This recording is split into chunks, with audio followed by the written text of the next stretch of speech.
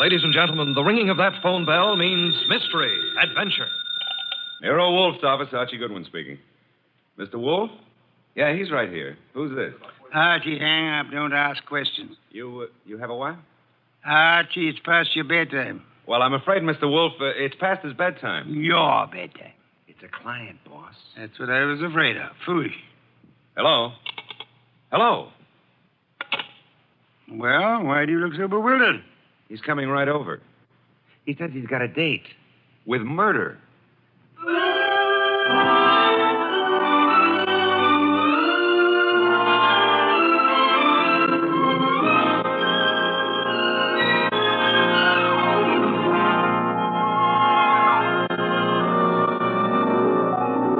Ladies and gentlemen, it's the detective genius who rates the knife and fork the greatest tools ever invented by man.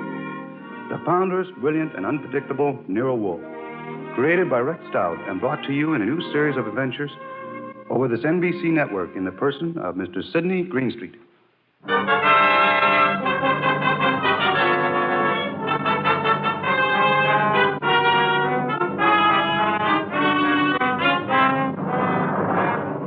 Tonight's story, The Case of the Calculated Risk, was as strange and baffling as any Nero Wolfe had to deal with.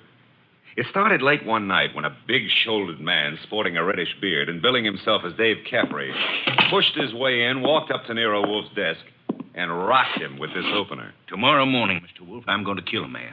I beg your pardon, sir? I'm going to kill a man with these two hands. I've been told strange things across this desk, Mr. Caffrey. This is the first time a murderer has confided his intention to me in advance. This man you speak of. I'm not telling you his name. I'm not telling you where I'm going to meet him. The session tomorrow is going to be private and personal. But if anything happens to me between now and then, I want you to take over. Mr. Caffrey, do you seriously think I could assist you in a matter of private vengeance? That's not what I'm asking. This guy deserves to die. I plan to kill him with these two hands, me, myself. But if I slip up, if he gets me first, I want you to see that justice is done. But I assure you, sir... I told you this guy deserves to die. Let me tell you why. Years ago down south, there were three men in business together, partners. Me and two others. Your notebook, Archie, if Mr. Caffrey doesn't mind. You're wasting your time, Wolf. The names I'll use will be phony. I won't give you anything you can check back on. We'll take our chance, sir. Please proceed. It happened in a town about 40 miles from the place where we had our business. We'd gone there to collect some money, the three of us. Carl, Mitch, and me. Dave Caffrey. But all we collected was bad news. So bad that Carl hadn't even given our right names at the hotel. Said he was scared some of our creditors would come hitting up on us for what we owed. Three of us had some drinks, and we'd been pacing around for nearly an hour. I can still remember the way Mitch stood and looked at me. And then up at Carl, when Carl suddenly pulled to a stop and came out with this idea of his. So, Dave, you've got $6,000 cash on hand. You counted it, Mitch. Well, didn't we make it $62.40, Carl? Whichever. We've got this $6,000 odd, plus some slow accounts receivable against debts of $38,000. With three of us trying to live from the business, we haven't got a chance. Well, we ain't got much of a one, Carl, but... It's hopeless, Dave. With two partners, though. Two partners? You reckon on pulling out, Carl? I say we cut cards for it, Mitch. Low man drops out. Break up the partnership? After sticking together all these years? Wait a minute, Dave. Wait a minute. Maybe Carl's right. Maybe this could work. Carl, you mean the low man drops out clean? Right now? Right now, Mitch. Other two to take over assets and debts and see if they can get this thing back in the black. Okay, Carl. Get the cards out. Dave? Well, that's what you guys want. Okay, then. Here's a new deck. Shuffle them, Mitch. All shuffled. Cut them, Dave. Go ahead, Mitch. You get first pick. Spread them if you like. Here goes. 6. Your turn, Dave. Okay. 9 of clubs. Lucky guy, Dave. That puts you in whatever Carl pulls. I'll pull it fast. There she is. An ace. Sorry, Mitch. That leaves you elected. Well, Mitch, I'm sorry, too. I guess we all had a fair whack at it, but... Hey, wait a minute. Let me see that ace again, Carl. Easy, Mitch. I said I was sorry, Look, but... Dave. Yeah, what is it, Mitch? All the aces are marked. Carl, I'm going to cram this dick right down your crooked throat. Look out, Mitch. He's got a knife. Sure. Oh. Carl, you... All right. I've cut him for keeps. What do we do now? What do we do? Look, Carl, I didn't mark those cards. I didn't kill Mitch. And what's more... Shut up, Dave. We're both in and out now. Come on. Let's get out of here.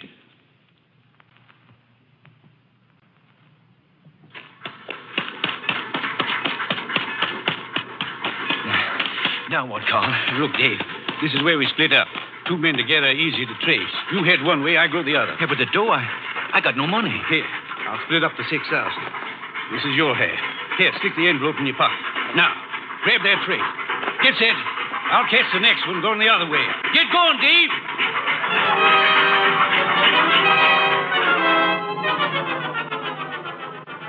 That's how it was, Mr. Wolfe. It all happened so fast that I... This man you call Carl, he would seem to be one of the world's choice creatures, Mr. Gaffrey. When I thought to look in that envelope he gave me, I found $40 and a few folds of wrapping paper in it. I was mad enough to... Well, I got off the freight and intended to go back, but... Then I picked up a paper. And read all about the murder of your friend Mitch with the statement that Carl had accused you of the crime and that the police believed him in view of your escape. That's it. Classical, but not at all original. Well, I was young then and stupid. And I'd had those drinks to start with. And you spent the intervening years hunting down the man Carl, am I correct? Yeah. I tramped the country from east to west, from north to south. Tramped it for years, searching for him. And yesterday I located him. He's a big wheel these days up on that 37th floor of his. But tomorrow when I get... Yes, Mr. Gaffrey, the 37th floor of... Never mind what building. Now, wait a minute, Caffrey. If you expect Mr. Wolfe to help you... I don't want him to help me. I'll help myself. But if I slip up, I know Wolfe's reputation well enough to know that he'll never rest till this rotten, chiseling murderer is sitting in the chair. That's why I've come here. Just to provide a backstop in case my dear friend of long ago manages to get the best of me. How will we know? You see this envelope? Read what it says. Nero, Wolfe, 601 West 35th Street, New York. Delivered to him in case of my death. That's right. And this envelope was $500. Nearly all I've got in the world. Along with it, the full details on that knifing. Real names, dates. The proof you'll need in case I don't finish it up. Go on. Tonight, Mr. Wolfe, I'm going to give this envelope to the manager of the hotel where I'm stopping. I'm calling on, well, Carl. Tomorrow at noon, right after his secretary goes to lunch. If I'm not back in my hotel at 1 o'clock tomorrow afternoon, the hotel manager will deliver this envelope to you. Is that clear? Perfectly. But you don't think I'm going to allow you to go through with this wire plan, do you? You can't stop me. And don't have Goodwin follow me. I'd lose him in 2 blocks. Good night. Shall I try to tail him, boss? It's no use, Archie. Get Inspector Kramer on the phone at once. I want the police to help us head off this murder.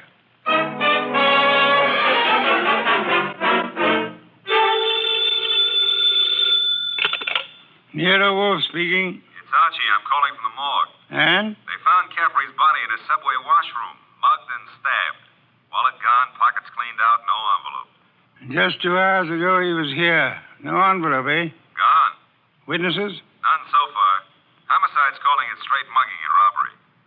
As it well might look, except for Except for a guy named Carl.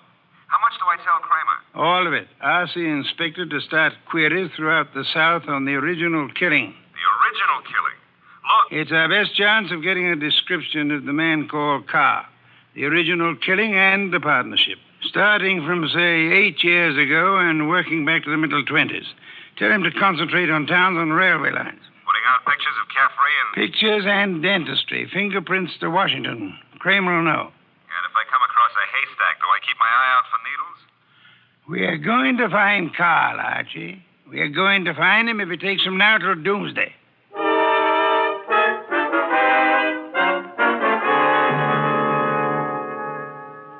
Mr. Wolfe, let's face it, we're licked. Licked, Archie? 3 days now. We found Caffrey's hotel here in New York. No traceable phone calls. Not a witness has turned up on that subway washroom party. And Kramer says he's getting nowhere with those answers from the Southland. The original story is bound to come slowly, Archie. We are asking a check on the unsolved killings of a dozen states over a 20-year period. And what now? You start trudging, Archie, Trudging. through office buildings, through 37th floors of many office buildings. You keep trudging till we find him. Oh, now, wait a minute. Mr. Wolfe, this is a big city, remember? I might have to go through hundreds of buildings. This morning, Archie, the Municipal Reference Library informed me that there are exactly 34 buildings of 37 floors or higher in Manhattan. Now, when you rule out the United Nations building, hotels, and... Okay. Maybe not so many 37th floors, but lots of offices per floor. Maybe 40 or 50. Call it 30 times 40, and you've still got 1,200 to start with. And you don't know what kind of business. You don't know what Carl's real name is. You don't even know what he looks like. There could be 4,000 men like him. 4,000 affluent men, Archie? Yeah, well, all right. Caffrey said he was in the chips, though. You know, for a guy who'd been bumming around, that could mean anything from 10 grand a year up. Say, wait a minute. That cuts your field to 1,000. 1,000 tall men? Tall? I've been over those notes. Caffrey didn't say he was tall. As plainly as you could ask. Caffrey was almost your height, but he said Mitch stood and looked at me. And then he looked up at Carl. Up, Archie. That makes Carl your height or taller. Yeah. Well, maybe Caffrey and Mitch were sitting down, and Carl was, Caffrey told us the three were standing at the time. Check your notes. I've studied them. Okay. Maybe that does cut it down some. Yeah, it's still a lot of citizens that start checking for a southern accent. Don't rely on accent, Archie. Carl has had many years to lose any accent he might have had. Yeah, that's true. And so we narrow it, Archie. A man almost surely tall. A man not using the name he was born with. A man with an unexplained gap in his past. I ought to be able to reach right out and tap him. You go skeptical again, Archie. Well, it's still a pretty big haystack. Let's see if we can't trim it some more. On these building lists I've been going over, I've ruled out for now the members of professions requiring lengthy formal training. Medical men, lawyers, scientists of most kinds. Yeah, that's chopping it down. I'll admit that. I'll have further eliminations as we get into it. And I'm putting Saul Panzer on a second list this afternoon. Some of the credit references I'll handle by phone. So I start trudging, huh? You start trudging. And remember, Archie, since you'll probably be operating through secretaries, you're looking for a murderer named Carl, not for a new set of telephone numbers to brighten your winter.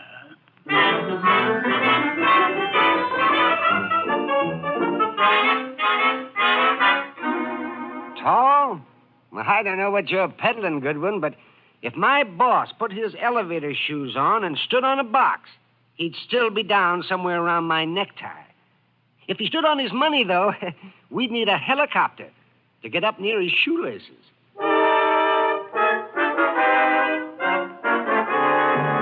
Oh, Miss Jonas, do you mind if I sit down? Why, of course not, Mr. Goodwin. Oh, thanks.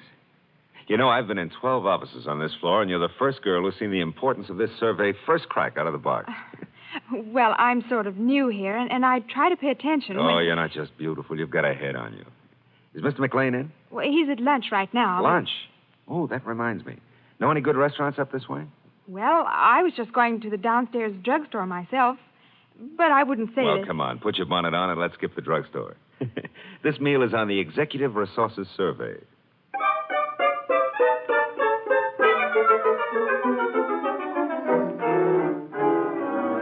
There you are, boss. The boil down. Tinsley, McLean, Fernandez, Tesreau, and Kaplan. All five of them tall, all five a little misty in the background. You and Saul have done well, Archie. Very well. But I'm crossing off Fernandez and Kaplan. Why? The Credit Bureau report clears Fernandez, and Kaplan was on a special war job. The FBI X-rayed his record twice. Leaving J.P. Tinsley, Carson McLean, and Philip Tesreau, huh? I'd like to see all three here, Archie. Get them here one way or another.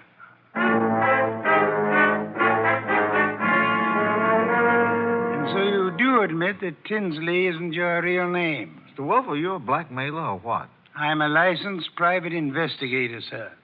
Any disclosure you make will be kept in confidence, provided it doesn't touch on the case I'm engaged on. You haven't said what the case is. I don't intend to.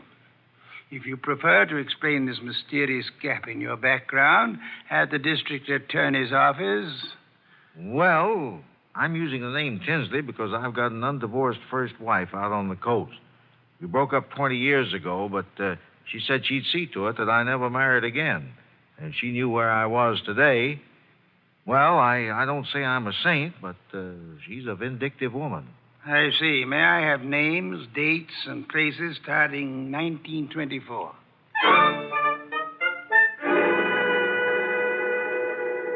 I can't quite understand your interest, Mr. Wolfe. It's rather complicated, to put it briefly, Mr. McLean. I'm working in the interest of a client. Our people have found this puzzling gap in your background, and I'd appreciate such clarification as you may be able to supply. But I told you, Mr. Goodwin, I was raised and educated in the Orient. Until 32, I was in business with my father in China. Where you say your father died? Died. With the Depression, I returned to New York, started this importing business in a small way, weathered through the early 30s, and I think my bankers can assure you of my standing today. They've done so. Carson, McLean and Company has an excellent credit rating. Thank you, Mr. Wolfe.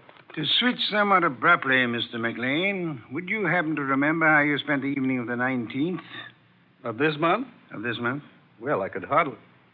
Wait. You say the 19th.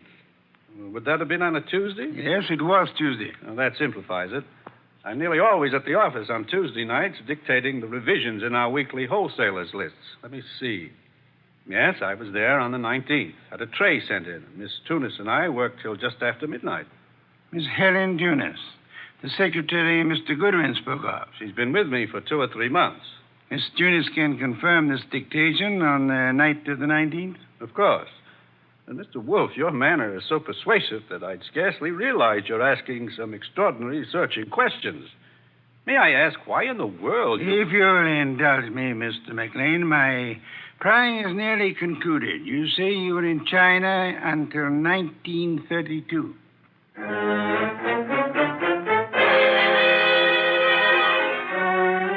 Mr. Tesreau, I'll be brutally frank.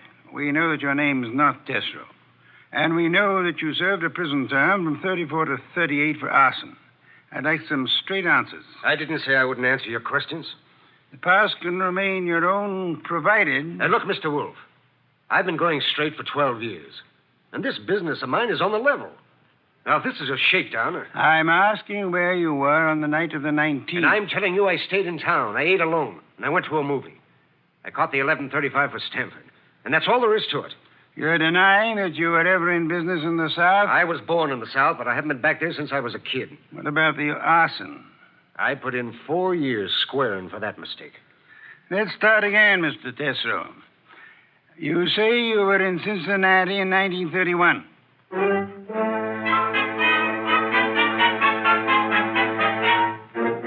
Okay, Mr. Wolfe, 3 candidates, and we're still on the 1-yard line. Our 1-yard line. Tesreau, McLean, Tinsley. No, rule out McLean. He gave references enough for those years in China. And with Helen Tunis, he's got the one firm alibi we've laid on to. Caffrey was killed before midnight. With conditions as they are in the Far East, Archie, it'll be weeks before cables came back on McLean's claims. Claims? You figure the whole Chinese background's a fake? I want you to see Miss Tunis again, Archie, taking all precautions for her safety. And this is one time I give you permission to ply her with all the attentions you can contrive. Are we far enough to pull tails on any of these 3? I've got Saul Pans on Tesreau, and Saul promised to have men on Tinsley and McLean.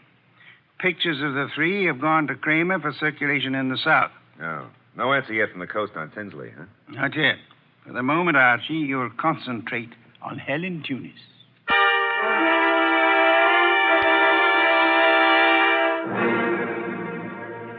Helen, I've got to see you tonight.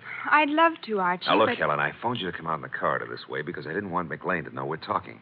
Do you still say you got that new mink coat on your own money? Mr. Goodwin, I don't know what right you Helen, have if you get 5 guys to buy you stuff, it's your business. Mr. McLean said his wife might be sending detectives around. Well, you can go right back to your old Mrs. McLean and tell her that Easy, Helen, easy. He was dictating to me. You know, baby, the harder you lie, the prettier you look. But if this is a fake alibi, and if you keep propping it up, you're going to find yourself in trouble. Bad trouble. Now, how about it? Do I see you at your apartment tonight, or would you rather come down with me to Nero Wolfe's right now? Archie, All right. I can't go with you now, and I've got a dinner date with my aunt tonight that I can't break, but I'll try to be back at my apartment by 11.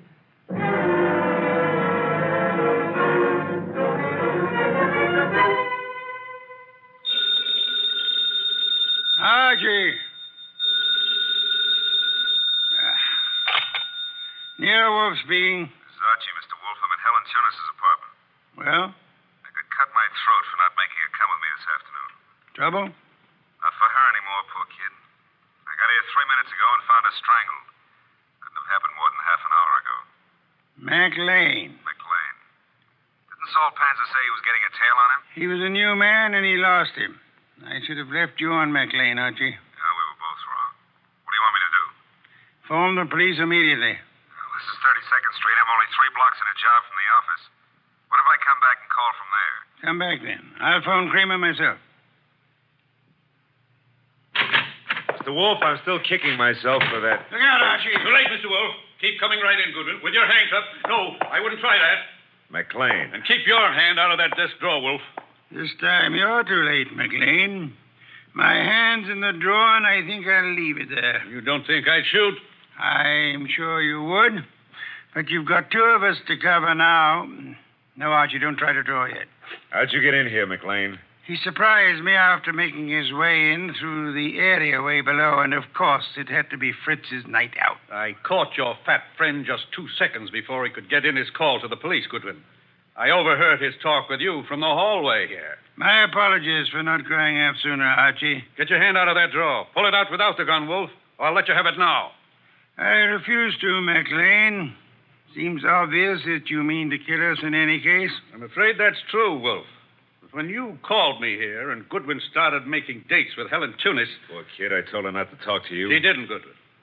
I've been scared of you and Wolfe since I followed Colby here that first night. Colby? You knew him as Caffrey. I caught up with him afterward in that subway washroom. No, keep that hand up and watch that gun of yours, Wolfe.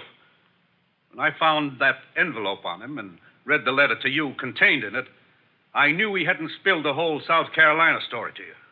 South Carolina? Would the original knifing have been taking place anywhere near Hampton or Jasper counties? Hampton County. But our business is over the line in Georgia. It doesn't matter now. Pity, Archie. We learned this afternoon that we were growing warm on South Carolina. Mr. McLean, may I ask what you hope to achieve by this insane project of disposing of Mr. Goodwin and myself? I'm buying time, Wolfe. I've $90,000 in small bills in that bag there, plus a plane ticket to Buenos Aires. I've got a silencer on this gun. If you 2 aren't found till tomorrow morning, I'll be out of the country before they start looking for me. You don't think the police will put out an alarm for you when they find the body of Helen Tunis? Goodwin left it to you to report that. Remember? Let's remind ourselves to be prompter on reporting deaths, Archie. Starting with our own, Mr. Wolfe? Glad you can take it that way, Goodwin. You actually think you can knock the 2 of us off? I'm about to find out, Goodwin. One moment, McLean. You've never been a real gambler. You know that. With marked cards, of course. But you're not the man to face a sure loss now. A sure loss? The loss of your life. Within seconds after you try to pull that trigger. I told you I had a silencer. You think anyone will hear the shots? There'll be more shots than you count on. My hand's on a pistol now in this drawer, and Mr. Goodwin has a .38 in his shoulder holster. You can't shoot through the desk, and Goodwin won't get a chance to draw. You're an intelligent man, McLean. Vicious, but intelligent. May I describe the certainty of your immediate death if you don't throw that pistol on the desk and give yourself up? There are 2 of you, I know that, but... McLean, you must be aware that in the actual fact, exceedingly few men are killed instantly by a single shot, even from a pistol of heavy caliber.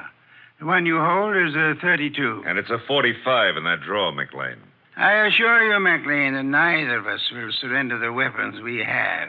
Should you start shooting, we'll both do our best to draw and keep firing till you're dead. You're stalling, Wolfe. What have I got to lose by trying for you both now? Your life? I'll correct that. The loss of some 6 or 8 weeks of your life, possibly months. Whatever the time necessary to bring you to trial and to convict you and execute you for the murders you've committed. Suppose I cancel you out and then take my chances with Goodwin. A better choice, but still a dubious one. I'm fat, exceedingly fat. And for perhaps the first time in my life, I'm thoroughly grateful for that. My bulk affects the calculation, McLean. McLean, you could pull off all 7 shots and still not hit Mr. Wolfe where it counts. If you have to start, you better start on me. You exaggerate, Archie, and I thank you for the gallantry of it. No, it's quite likely that with 2 or 3 shots, McLean might well dispose of me, but not with your first shot, McLean, and we'll not permit you many more than your first. Look, if I promise to do no more than tie you 2 up to give me my head start, will you toss in your guns? Of course not. Do I speak for us both, Archie? Check. I say let's start it now. Wolf, if I give you half of what's in that bag, would you forget these admissions I've made and help on my defense? I've told you I refuse to bargain. I think that I shall count 5. If your weapon hasn't been tossed on the desk by then, I'll do my best to get my pistol into action. Are you in accord, Archie? Start counting. Wait a minute, Mr. Wolfe. 1. If I trade half that bag for no shooting and 1 hour's start, no tying up, just your promise that... 2. All the bag for a half-hour start, 90,000. 3. Are you ready, Archie? All set, sir. Except if you're the one who walks out of this, call up every number in my little red book, huh? And tell each girl I was thinking of her just before you got the 5. Agreed. I resume 4. Okay. You win. Holy sweet Susan, it worked. A commendable choice, McLean, for us at least. You see, I'm afraid I forgot to mention one slight factor which might have operated in your favor. What's that, boss? I must confess, Archie, that my 45 is in the upstairs den where I took it to oil it last night. Holy cow, you didn't have a gun? Why, you dirty... Take it easy, McLean. I've really got one. Oh, by the way, Mr. Wolfe, signal's off on those women, huh? When my heart gets back down out of my throat, I'll call them myself. I'll trouble you for a beer first, Archie. And then, if you'll be good enough to phone Inspector Kramer, you can bid him pick up his triple murderer, the one-time cutter of cards. Fortunately for us, who's never been a real gambler.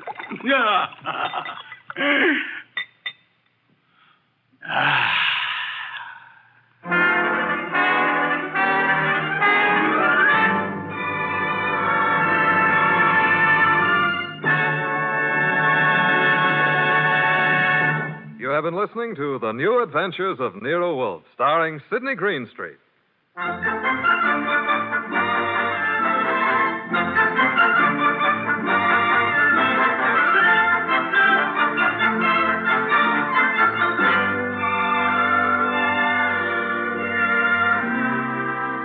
Tonight's transcribed story was based on the characters created by Rex Stout. This is an Edwin Fadiman program produced and directed by J. Donald Wilson. In the cast were Gerald Moore as Archie Goodwin and Lorraine Carter, Bill Johnstone, Howard McNear, Herb Butterfield, and Vic Rodman.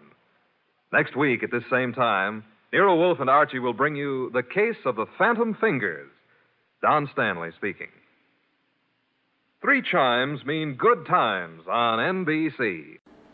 Would you like a shout out?